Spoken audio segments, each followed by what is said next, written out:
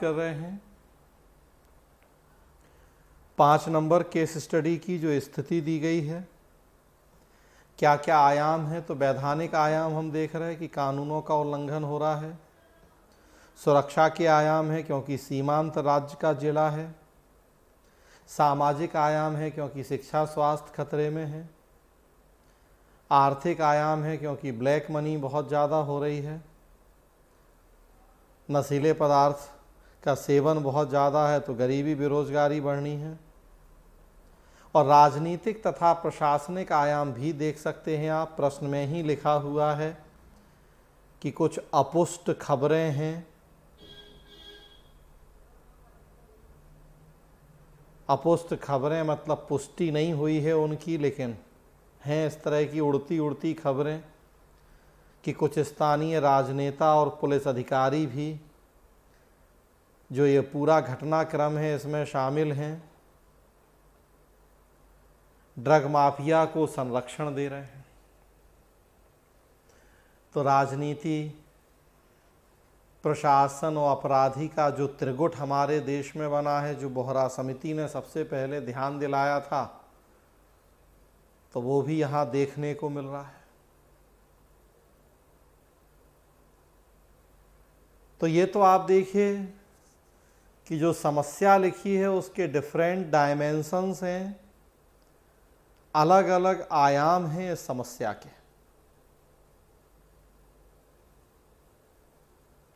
First part यही है प्रश्न का कि वेरियस डायमेंशंस या विभिन्न आयामों को पहचानना है। और फिर सेकेंड पार्ट है कि इस संकट से निपटने के उपाय क्या होंगे। तो सबसे पहली बात तो वही कि वही धैर्य, तीव्र होगी प्रतिक्रिया, लेकिन तीव्र का मतलब जल्दीबाजी नहीं, सोची समझी रणनीति के तहत, वही इमोशनल इंटेलिजेंस। जबकि नेता और आप ही के डिपार्टमेंट के उच्च अधिकारी मिले हैं, इस तरह की खबरें हैं, तो बहुत सोच समझ के, जैसे कहा जाता है कि फूंक फूंक के कदम रखने वाली स्थिति कि काम भी करना है और स्थिति आसान नहीं है, तो बहुत बुद्धि विवेक के प्रयोग के साथ काम करना है। सबसे पहला काम तो क्या होगा फिर यहाँ ऐसी स्थिति में आपका, मतलब जो एक आईपीएस अधिकारी है, महिला पुलिस अधीक्षक, तो सबसे पहला काम तो अपने डिपार्टमेंट के अंदर ही पहचानना है कि कौन लोग हैं जिनका संरक्षण मिल रहा है, जो ये अपुष्ट खबरें हैं इनमें कितनी सच्चाई है। तो उस तरह के लोगों की पहचान, जांच, और फिर उसके बाद उनके लिए सजा और दंड। तो सबसे पहले तो अपने घर को ही साफ करना पड़ेगा, अंदर से ही शुरुआत होगी इसकी। और जब अंदर के लोगों का सपोर्ट मिलना बंद होगा तो वैसे ही काफ़ी कमर टूट जाएगी जो बाहर ये गलत काम करने वाले लोग हैं।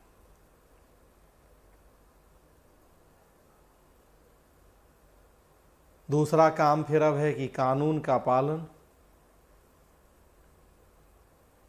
तो जो भी कानून है, चाहे वो नशीले पदार्थों से जुड़े हों, चाहे वो ब्लैक मनी, चाहे अफीम की खेती हो, चाहे हथियारों की तस्करी,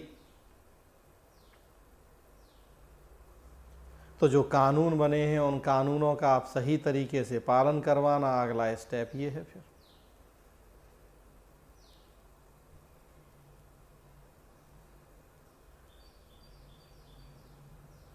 चूंकि आप यहाँ देख रहे हैं कि सीमांत राज्य है, तो एक बहुत ज़रूरी काम जो आपको करना है कि अकेले आपकी पुलिस ही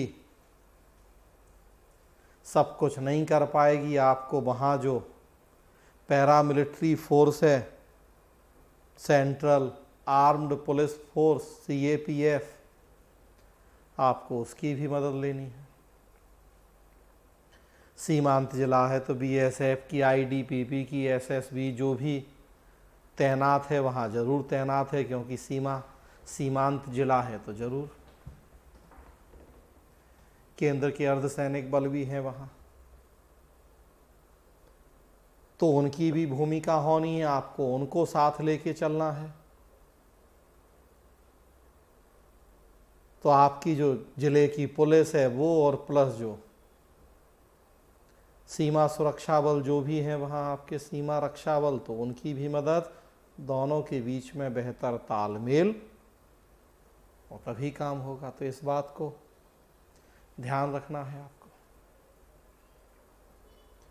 उसके अलावा आप जिले की एसपी हैं, तो स्वाभाविक सी बात है कि जो जिले के कलेक्टर हैं उनको भी आपको भरोसे में लेना है, तो उनसे भी मिलना है, बातचीत करनी है, पूरी जो समस्या है, समस्या के डिफरेंट एंगल हैं, तो उनसे चर्चा करनी है, उनको साथ लेना है आपको, क्योंकि पूरे जिला प्रशासन के मुखिया कलेक्टर हैं। और फिर देखिए यहाँ अब अगेन लोक प्रशासन का ज्ञान हमें मदद करता है कि कलेक्टर और एसपी के क्या संबंध होते हैं, क्या भूमिका होती है। तो उसी के तहत हम बात कर रहे हैं कि आप कलेक्टर साहब को भी इग्नोर नहीं कर सकते, उनको साथ लेके चलना है, क्योंकि आप टीम के मेंबर हैं, एसपी हैं तो, और कलेक्टर साहब टीम के कप्तान होते हैं।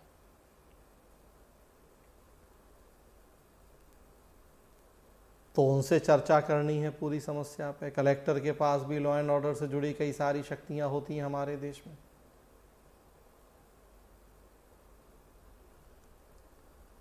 उसके अलावा आपके ज़िले के बहुत सारे जो एनजीओ हैं, सिविल सोसाइटी हैं,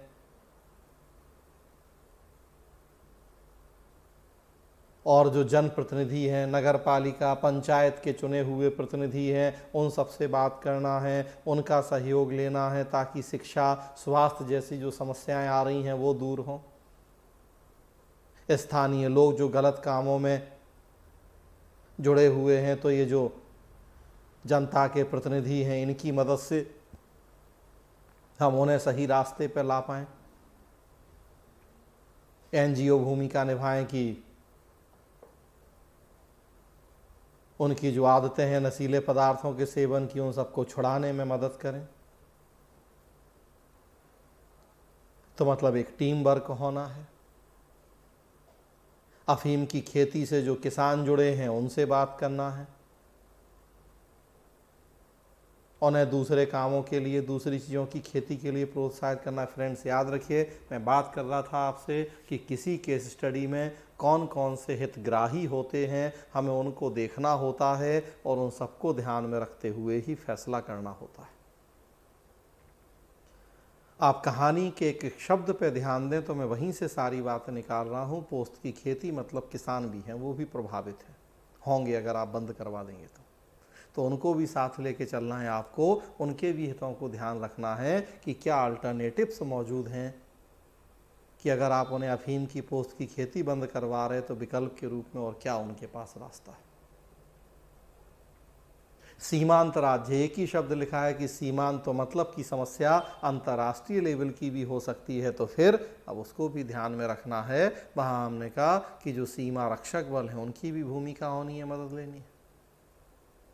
आप जिले के एसपी हैं तो कलेक्टर को भी ध्यान रखना है। तो एक एक शब्द का महत्व होता है, एक एक शब्द को ध्यान में रखते हुए आपको अपना कार्य योजना, जो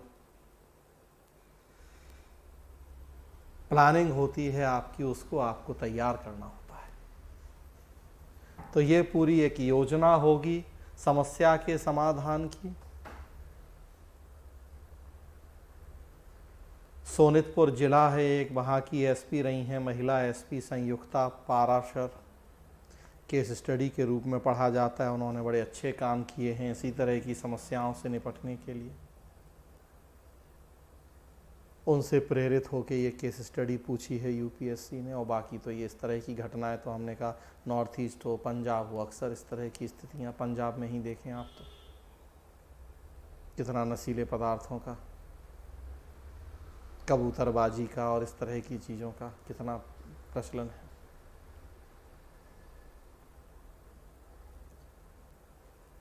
तो ये 5 नंबर केस स्टडी थी। 6 नंबर केस स्टडी कर लेते हैं अब पहले, तब फिर 6 नंबर थ्योरी पे आ जाएंगे। तो 6 नंबर केस स्टडी देखिए, 6 नंबर केस स्टडी है, भारत में हाल के समय में बढ़ती चिंता रही है कि प्रभावी सिविल सेवा नैतिकता, आचरण संहिताओं, पारदर्शिता उपायों, नैतिक एवं सुचिता व्यवस्थाओं तथा भ्रष्टाचार निरोधी अभिकरणों को विकसित किया जा सके। इस परिप्रेक्ष्य में 3 विशिष्ट क्षेत्रों पर ध्यान देने की आवश्यकता को महसूस किया जा रहा है, जो सिविल सेवाओं में शुचिता और नैतिकता को आत्मसात करने हेतु प्रत्यक्ष रूप से प्रासंगिक हैं। ये क्षेत्र निम्नलिखित हैं। एक, सिविल सेवाओं में नैतिक मानकों और ईमानदारी के विशिष्ट खतरों का पूर्व अनुमान। दूसरा, सिविल सेवकों की नैतिक सक्षमता को सशक्त करना। और तीसरा, सिविल सेवाओं में नैतिक मूल्यों और ईमानदारी की अभिवृद्धि के लिए प्रशासनिक प्रक्रियाओं एवं प्रथाओं का विकास करना। उपरोक्त 3 मुद्दों का हल निकालने के लिए संस्थागत उपाय सुझाइए। 250 शब्द का प्रश्न है। 3 बातें जो पूछी गई हैं, एक स्थिति वर्णित है कि हाल के समय में चिंता है हमारे देश में कि प्रभावी सिविल सेवा नैतिकता, आचरण संहिता, पारदर्शिता, नैतिक शुचिता व्यवस्थाओं, भ्रष्टाचार निरोधी अभिकरणों को विकसित किया जाए। तो चिंता है कि हम ये सब करें, लोकपाल बनाएं, लोकायुक्त बनाएं, नीतिपरक आचार संहिता पे बल दें, शासन में सत्यनिष्ठा ईमानदारी को प्रोत्साहित करें, पारदर्शिता जनभागीदारी को प्रोत्साहित करें। आज के समय की सबसे बड़ी हमने कहा चिंता और ज़रूरत है ये। तो इस संदर्भ में 3 बातें लिखी हैं कि एक तो सिविल सेवाओं में नैतिक मानकों और ईमानदारी के विशिष्ट खतरों का पूर्व अनुमान। दूसरा, सिविल सेवकों की नैतिक सक्षमता को फिर सशक्त करें। और तीसरा, उसके लिए प्रशासनिक प्रक्रियाओं और प्रथाओं का विकास करें। एक एक करके तीनों बातों का जवाब लिखना है। नैतिकता, सत्यनिष्ठा, पारदर्शिता क्यों जरूरी है, तो शुरू में 4 लाइन में आप वो दिखा दीजिए। और अगेन अब आप जान रहे, कई प्रश्नों में हम बात कर चुके हैं, लोक कल्याणकारी राष्ट्र, समाजवादी समाज, इन सबकी स्थापना के लिए हमें पारदर्शिता, नैतिकता, शुचिता, इन सब की जरूरत है। तो थोड़ा सा उसकी चर्चा कीजिए आप, संविधान के जो आदर्श हैं उनसे जोड़ते हुए, और फिर एक एक करके तीनों पॉइंट पे आ जाइए। पहला है सिविल सेवाओं में नैतिक मानकों और शुचिता के लिए विशिष्ट खतरों का पूर्व अनुमान। नैतिक मानकों और ईमानदारी के विशिष्ट खतरों का पूर्व अनुमान। अगर लोक सेवक नैतिक मानकों और ईमानदारी का पालन करता है तो क्या खतरे आते हैं उसके सामने, उनका अनुमान लगाना है।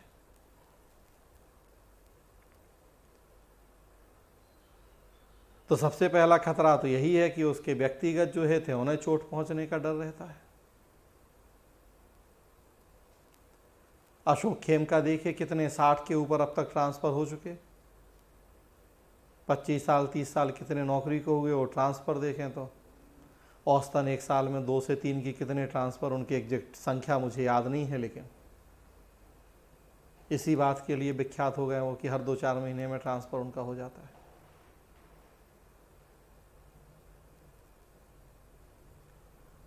तो अगर बहुत ईमानदार लोक सेवक है, नैतिकता के मानकों मापदंडों का पालन कर रहा है, तो सबसे पहली बात तो कि उसे अपने व्यक्तिगत हितों की बलि चढ़ानी पड़ जाती है।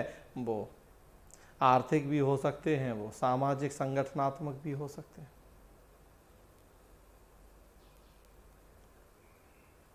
दूसरे भी हतोत्साहित होते हैं इससे। जो ईमानदार है, नैतिक है, उसका उत्साह मनोबल गिरता है, और उसके साथ साथ उसे देखा देखी जो दूसरे ईमानदार नैतिक लोक सेवक हैं वो वैसा करने का सोच रहे हैं, तो उनके उत्साह मनोबल पर भी विपरीत असर पड़ता है।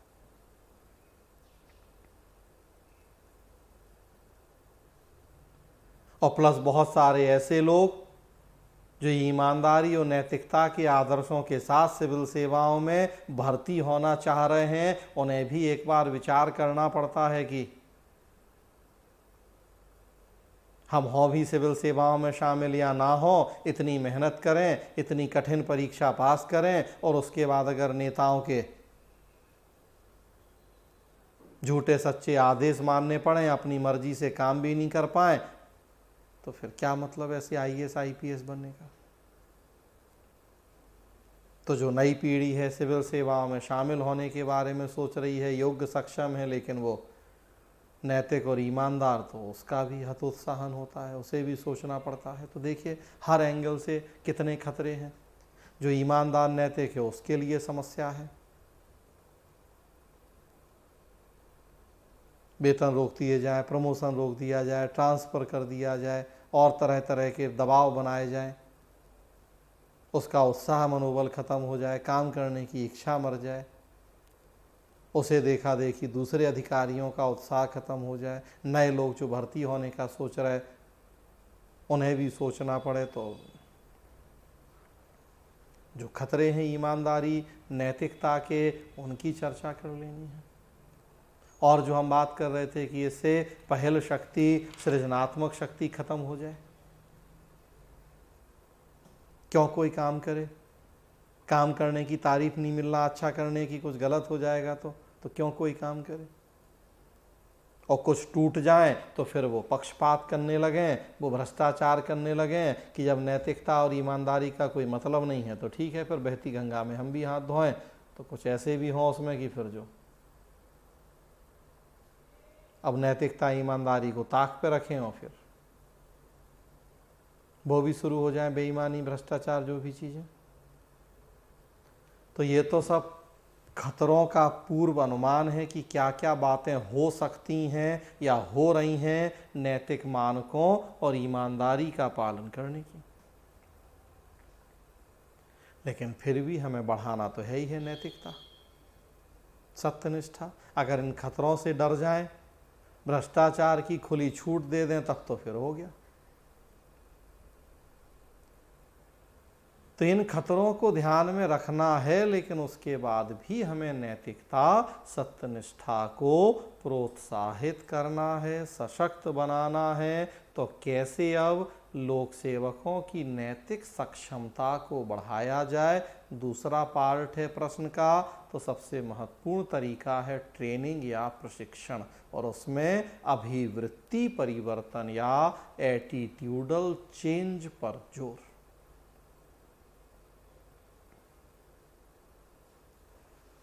आप IAS बनते हैं, 2-2 साल का प्रशिक्षण दिया जाता है। उस प्रशिक्षण की बड़ी महत्वपूर्ण भूमिका होती है आपके चाल चलन, आपके चरित्र, आपके व्यवहार को बनाने बिगाड़ने में। तो उस प्रशिक्षण के माध्यम से नैतिक सक्षमता को बढ़ाने का प्रयास करना होगा, अभिवृत्ति परिवर्तन या एटीट्यूडल चेंज करना होगा, जहां लोक सेवकों की सोच में बदलाव हो, उन्हें हम ये सिखा पाएँ कि वो जनता के सेवक बनने जा रहे हैं, सिविल सेवक। जनता के पैसे से जनता का हित और कल्याण करना है, मिसयूज नहीं करना है अपने पावर का, अपने पद का। दूसरी चीज़ देखें तो हम निष्पादन मूल्यांकन पर जोर दें, परफॉर्मेंस अप्रेजल, निष्पादन मूल्यांकन, प्रदर्शन मूल्यांकन। देखें कि कौन अच्छा काम कर रहा है, कौन ईमानदार नैतिक है, कौन अच्छा काम नहीं कर रहा है, कौन बेईमान है, भ्रष्टाचारी है।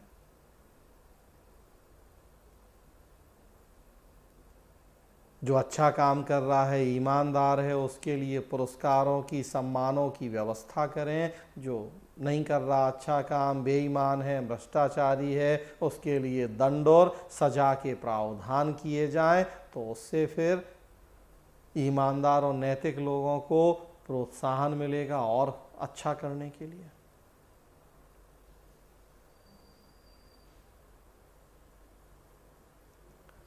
और देखें तो कंपोजिट वर्क कल्चर या समावेशी कार्य संस्कृति को बढ़ावा दें, एक टीम के रूप में काम करने की भावना को प्रोत्साहित किया जाए, सबको साथ लेके चलें। बॉस और अधीनस्थ का जो कॉन्सेप्ट है, ट्रेडिशनल हायरार्की सिस्टम, परंपरागत पद सोपानिक व्यवस्था, उसमें थोड़ा फ्लेक्सिबिलिटी लाएं, लचीलापन लाएं, टीम वर्क को प्रमोट किया जाए। कहा जाता है कि आंधी आती है, तूफान आता है, अकेले खड़े हों तो गिरने का डर ज़्यादा होता है और एकजुट हों तो बचने की संभावना। तो यहाँ भी वही कि टीम के रूप में काम हो, कंपोजिट वर्क कल्चर हो, तो भाई अकेले अब आप नहीं हैं ईमानदार या नैतिक, पूरी आपकी टीम है, सब एक दूसरे को सपोर्ट करेंगे और तब बाहरी दबावों को आप ज़्यादा बेहतर तरीके से झेल पाएंगे।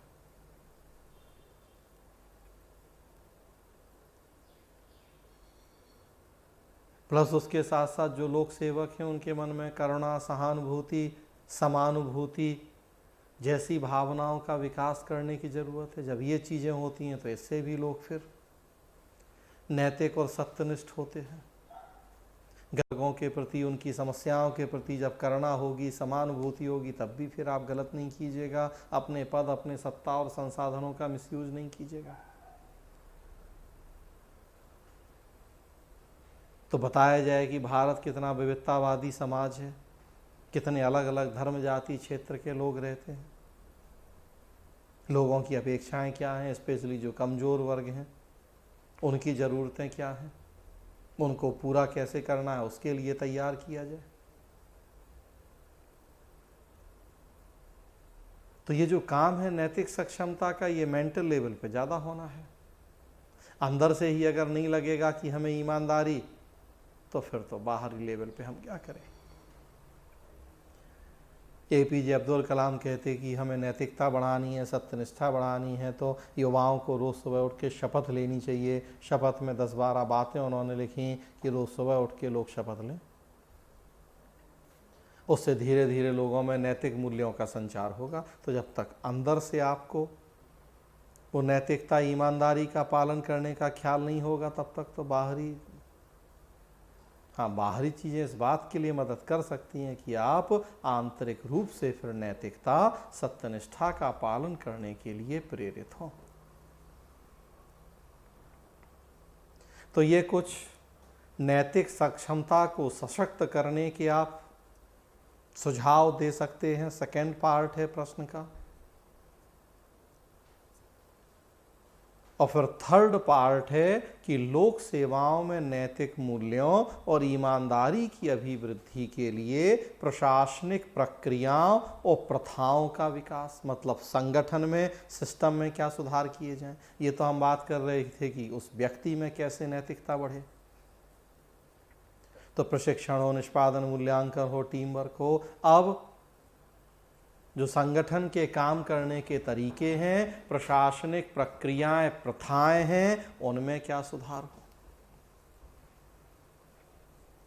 तो उनमें सुधारों की तो पीछे भी कई बार हम बात कर चुके कि प्रशासन में पारदर्शिता, जन भागीदारी को बढ़ाना होगा हमें, तब जाके नैतिकता, सत्यनिष्ठा बढ़ेगी। गोपनीयता की संस्कृति को खत्म करना पड़ेगा। उसके लिए वही तरीके अगेन फिर RTI, citizen charter, e-governance, social audit, इन सब तकनीकों का प्रयोग करना पड़ेगा। भ्रष्टाचार को कम करने के प्रयास करने पड़ेंगे। तो भ्रष्टाचार निरोधक अधिनियम है, विसिल ब्लोअर संरक्षण अधिनियम है, इन सबको मजबूत बनाना पड़ेगा। लोकपाल, लोकायुक्त जैसी संस्थाओं को खड़ा करना पड़ेगा, मजबूती से खड़ा करना पड़ेगा।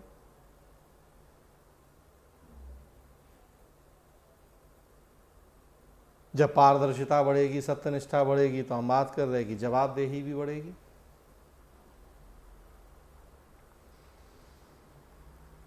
जो HRD या ह्यूमन रिसोर्स डेवलपमेंट होता है, ह्यूमन रिसोर्स मैनेजमेंट होता है, उन तकनीकों का प्रयोग भी कर सकता है संगठन।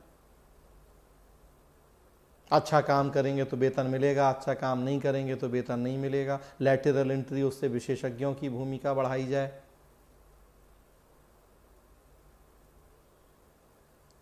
तो ह्यूमन रिसोर्स टेक्निक्स हैं, उनको बेहतर किया जा सकता है। कोड ऑफ कंडक्ट या आचार संहिता के जो नियम हैं उन्हें ज़्यादा बेहतर, ज़्यादा कठोर बनाया जा सकता है, और सबसे बड़ी बात कि आज के समय और परिस्थिति के अकॉर्डिंग अप टू डेट किया जा सकता है। अभी हमारे देश के जो कोड ऑफ कंडक्ट हैं वो स्वतंत्रता के बाद बन गए थे, प्रभाव अंग्रेज़ों का था, अंग्रेजी सिस्टम का प्रभाव था। आज की ज़रूरत, आज की परिस्थिति के अकॉर्डिंग हम वो जो कोड ऑफ कंडक्ट, आचार नियम, आचार संहिता है उनमें बदलाव करें।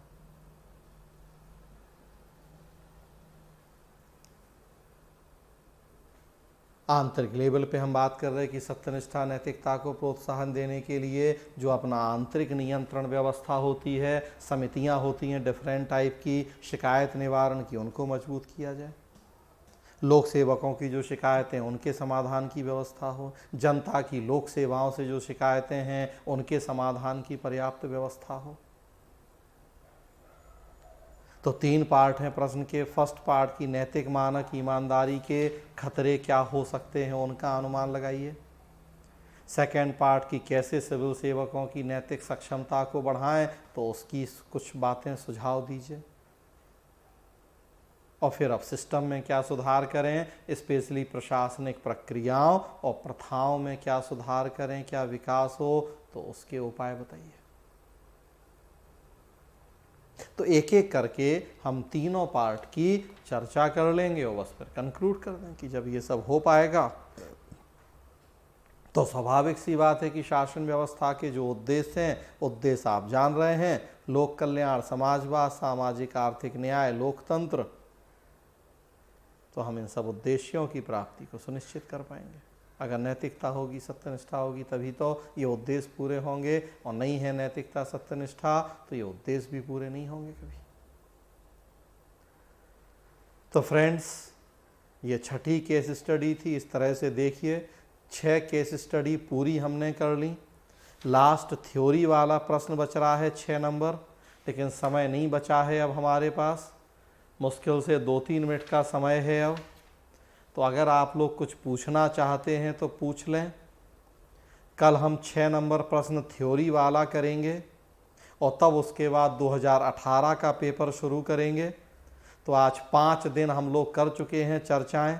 7 दिन का एक ही हमने फ्री शेड्यूल रखा था, तो 5 दिन आज हो गए, कल परसों 2 दिन और। तो जितना हो पाएगा 2018 का उतनी बात कर लेंगे, और बाकी फिर एक आइडिया मैंने आपको दिया, कल परसों तक हम आपको बताएंगे प्लान करके एक फुल कोर्स का भी। तो अगर आप में से जो लोग इच्छुक हैं, कुछ लोगों के आ रहे हैं मैसेज कि वो फुल कोर्स के लिए इच्छुक हैं, तो फिर हम आजकल में आपको कल परसों में बताएंगे कुछ ऐसा अगर हमारा प्लान हो रहा है फुल कोर्स का। तो ये जस्ट एक हमने कहा एक क्रिएटिविटी थी, हमें था कि कुछ लॉकडाउन में भी गतिशीलता बनी रहे, तो उसके लिए हम भी कुछ क्रिएटिव करें, कुछ आप लोगों का भी उसमें फ़ायदा हो। जी गुड आफ्टरनून।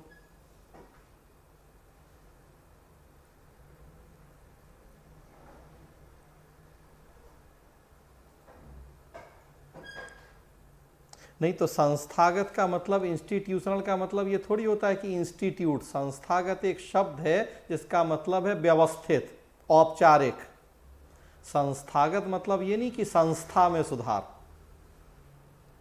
संस्थागत मतलब कि व्यवस्थित कुछ ऐसे, कुछ फॉर्मल ऐसे उपाय बताइए जिनको हम अपना सकते हैं, ताकि उससे फिर हम जो हमारा उद्देश्य है उसको पूरा कर पाएं। तो इंस्टीट्यूशनल मेजर्स जो लिखा है यहाँ, तो इंस्टीट्यूशनल मेजर्स, तो जब एक इंस्टीट्यूट बनाया जाता है, एक ऑर्गेनाइजेशन बनाया जाता है, तो ऑर्गेनाइजेशन के 5 तत्व पढ़े जाते हैं लोक प्रशासन में। उसमें संरचना होती है, उसमें तकनीक होती है, उसमें व्यक्ति की भावनाएं होती हैं, उसमें उद्देश्य होते हैं, उसमें बाह्य वातावरण होता है। तो इंस्टीट्यूट का मतलब केवल संरचना से नहीं होता है यहाँ, बल्कि इंस्टीट्यूट या जो संस्था है, संगठन है, उसमें और कई चीज़ें शामिल होती हैं, और हमने उन्हीं सबको ध्यान में रखते हुए यहाँ आपको बताया है। तो आप भी इंस्टीट्यूट का मतलब केवल एक भौतिक यांत्रिक संरचना से नहीं माने आप, उसमें व्यक्ति भी होंगे, उनकी भावनाएं भी होंगी, काम करने के तरीके भी होंगे, भौतिक या आंतरिक संरचना भी होगी, जो हमारा सामाजिक आर्थिक राजनीतिक परिवेश होता है वो भी होगा। इन सबसे मिलके ही कोई ऑर्गेनाइजेशन बनता है, इंस्टीट्यूट भी उसी का पार्ट होता है ऑर्गेनाइजेशन का। ठीक है, तो थोड़ा व्यापक नजरिए से हमने जवाब दिया है, आपको भी वैसा ही करना होगा। जी, और कोई कुछ पूछना चाहता है? हाँ,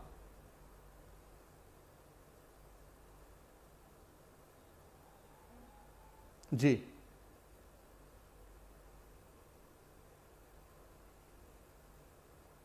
जी, दोनों के लिए प्लान कर रहे हैं। एथिक्स के लिए भी इसी तरह से जूम पे ही प्लान कर रहे हैं और पवेट के लिए भी प्लान कर रहे हैं। 1-2 दिन में हम दोनों का आपको जानकारी देंगे।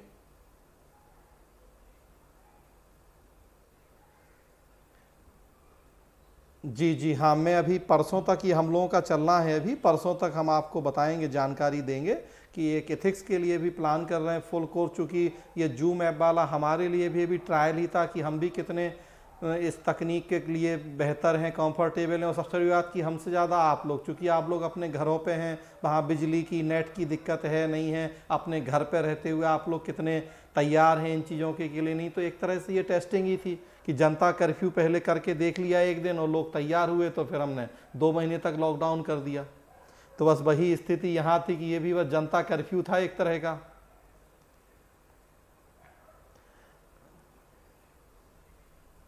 पेन ड्राइव कोर्स भी अब बनेंगे, क्योंकि अभी तक पवेट का तो है, पवेट का तो आपको मिल जाएगा कोर्स। मोबीशाला ऐप पे आप जाइए तो वहाँ पूरा रिकॉर्डेड कोर्स पब्लिक एडमिशन का है।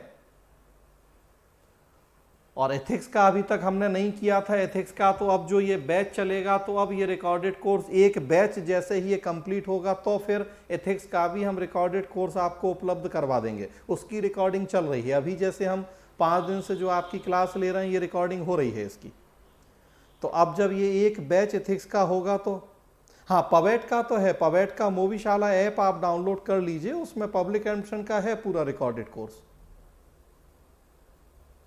और अभी हम मोबीशाला इस पे जूम पे लाइव भी करेंगे, जिस तरह से एथिक्स का कर रहे थे ऐसे पवेट का लाइव भी करेंगे। तो पवेट में तो दोनों ऑप्शन है आपके पास, आप चाहें तो ये लाइव कर लीजिएगा, आप चाहें तो मोबीशाला ऐप के थ्रू आप रिकॉर्डेड ले लीजिए। 2-2 घंटे के 105 लेक्चर हैं उसमें पवेट के, पूरा आपका उससे हो जाएगा।